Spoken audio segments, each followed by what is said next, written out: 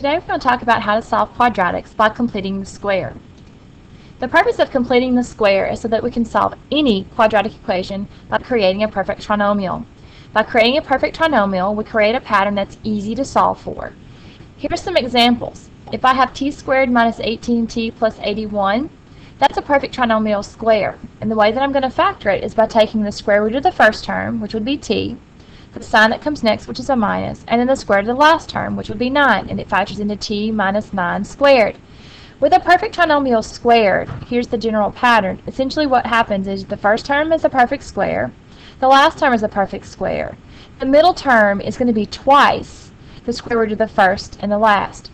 So a squared plus 2ab plus b squared is going to factor into the square root of a squared, which is a, the sign that comes next, which is this plus sign, and then the square root of b squared, which is b. So a squared plus 2ab plus b squared factors into a plus b squared. So if I have a problem like x squared plus 16x plus 64, to factor it, all I have to do is take the square root of the first term, which would be x, the sign that comes next, which is a plus, and the square root of the last term, which would be 8. So it factors into x plus 8 squared. Some of these will be in the form of a squared minus 2ab plus b squared, and that will factor as well. I take the square root of the first term, which is a. I take the sign that comes next, which is a minus sign. And I take the square root of the last term, which is b. So a squared minus 2ab plus b squared factors into a minus b squared. Now, what's great about a perfect trinomial squared is that if you have this pattern, you factor it, you're going to end up with a binomial square. And the way that you're going to get to that variable in there is by taking the square root of both sides.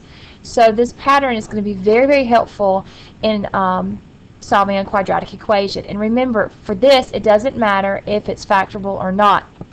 Completing the square is going to be a method that will always work. The steps for solving are very simple. The first thing we're going to do is make sure the coefficient of x squared is 1. We have to make sure a is 1.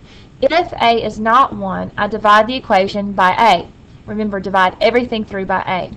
Once you make sure that a is 1, I need to rewrite the equation so that all the terms containing the x are on one side of the equation and the constant is on the other side. Once that happens, we're ready to complete the square. Now, when I complete the square, completing the square means I take half of b, I square it, and I add it to both sides. So 1/2 of b squared and add to both sides. After you complete the square, you've created the pattern so you can factor. Once you factor, you're going to take the square root of both sides. Remember to use plus and minus, and then you're going to solve your equation. And you should check. Now, sometimes the checks are much more complicated than the problem itself, but remember, checking is always a good idea. Let's go ahead and look at a couple of examples. This may help make things seem a little bit easier. Let's say I have x squared minus 12x plus 5 equals 0. Now, clearly, this is not factorable, so solving by factoring is just not an option. There aren't any factors of 5 that add to negative 12. So I'm going to use completing the square. The first thing I want to do is make sure that a is 1. A is the coefficient of x squared, and a is 1. So since a is 1, the next step is to rewrite the equation so that the x squared and the x are on one side and the 5 is on the other. So I'm going to subtract 5 from both sides and get x squared minus 12x equals a negative 5. Once I've done that, I'm ready to try to complete the square. Now remember, when you try to complete the square, you have to remember whatever you do to one side, whatever I add to one side, I have to add to the other. And when you complete the square, you're supposed to take 1/2 of b, square it, and then add to both sides. So the b is the coefficient of x, so I take 1/2 of negative 12 is 6, negative 6. I take the negative 6 and I square it and I get 36. So I'm going to add 36 to both sides. I get x squared minus 12x plus 36 equals a negative 5 plus 36. Once I've done this, I have the pattern. I can factor the left-hand side and simplify the right-hand side. And I get x minus 6 squared equals 31. Now remember, when we factor, since we know the pattern, we don't have to remove, replace, reduce. We can simply take the square root of the first term and get x, the sign that comes next, which is a minus sign, and the square root of 36 and get 6. To undo the square, I need to take the square root. So I'm going to take the square root of both sides and get x minus 6 equals a plus or a minus square root of 31.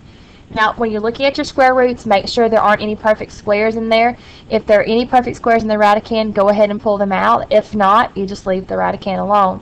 In this case, 31 doesn't have any perfect squares. It's prime, so I'll just leave it alone.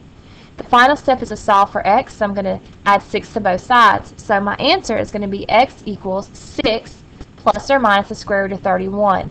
Now, since I can't simplify this any further, I can't break this down to combine with the 6, I simply leave the answer as 6 plus or minus the square root of 31. Let's look at another example. In this example, a is not 1. I've got 5x squared equals 6x plus 8. So a is going to be 5. And what I need to do is make this a 1. So to do that, I'm going to divide everything through by 5. And I end up with x squared equals 6/5 x plus 8/5. Once I make a 1, I need to rewrite it so that the x squared and the x are together. So I'm going to subtract 6/5 x from both sides and get x squared minus 6/5 x equals 8/5. Then I'm ready to try to complete the square. And remember, I take half of b, I square it, and I add it to both sides. So I take 1/2 of a negative 6/5, which would end up being a negative 6/10, which will reduce to negative 3/5. So I get a negative 3/5 squared, which is 9/25. And I'm going to add 9/25 to both sides. Now, I don't have to be worried too much about the fractions that I'm seeing because this is a pattern that's factorable. I know to factor it, I'm going to take the square root of the first term, which is x, the sign that comes next, and the square root of 9/25, which is 3/5. So it's x minus 3/5 squared equals 49/25. And remember, to add 8/5 to 9/25, I just need a common denominator. So I'll multiply this one top and bottom by 5. So that's going to be 40 plus 9, which is 49/25. Then to solve this for x, I need to undo the square, so I take the square root of both sides. I get x minus 3/5 equals plus or minus the square root of 49/25. And then I'm going to add 3/5 to both sides. And then I can also simplify this radical right here. So I get 3/5 plus or minus the square root of 49 is 7, square root of 25 is 5. Now remember, this is shorthand. This is actually two problems in one. It's actually 3 plus 7 over 5, and it's 3 minus 7 over 5. So what happens is I can simplify this a little bit more. Let me move this out of the way so that you can see that 3 plus 7 is 10 over 5, which would be 2. 3 minus 7 is a minus 4 over 5. So my answers are going to be x will be 2, or it will be a negative 4/5. Okay, so if a is not 1, you're going to have to take your equation and divide everything through by a and then go from there. And yes, you will see lots of fractions, but you really shouldn't be too concerned about that because these fractions are going to be very easy to handle. Let's go ahead and look at one last example. And this example involves complex roots. And if you remember from our study of section 5-6, imaginary numbers or complex numbers include an imaginary part and a real part. So these problems are you're going to encounter situations where you have to take the square root of a negative number. And at this point, you do know how to handle that. So let's look at this example. The first thing I notice is that a is not 1. So what I need to do is divide the whole equation through by 3. And I get x squared minus 4x plus 6 equals 0. So I made a 1. Once I do that, I want to rewrite so x squared and x are together. So I have x squared minus 4x equals a negative 6. Then I need to try to complete the square. Remember, I'm going to take half of b, square it, and add it to both sides. So my b is negative 4, so I'm going to take 1/2 of negative 4, which is negative 2. I'm going to square it and get 4. So I'm going to add 4 to both sides. And I get x squared minus 4x plus 4 equals a negative 6 plus 4. So the left-hand side is now factorable. It's a perfect trinomial square. It factors into x minus 2 squared, and minus 6 plus 4 is a minus 2. Now remember, to undo the square, I take a square root, and now I'm going to be taking the square root of a negative number. So I have x minus 2 equals plus or minus the square root of negative 2. So now that we know how to handle the square root of negative numbers, all I have to do is pull out an I, because this is really negative 1 times 2, so an I will come out and the 2 will stay behind. So I can take my equation, add 2 to both sides, so I bring this 2 over, so it's 2 plus or minus. I pull out the I, and because the square root of negative 1 is I, times the square root of negative 2. And that's my answer. So as you see, completing the square is a little more complicated than solving by factoring, but the advantage is that it will always work. Also, with completing the square, you're more likely to encounter imaginary or complex roots. So remember, we do have numbers other than real numbers, and occasionally you will have to use your imaginary or complex numbers.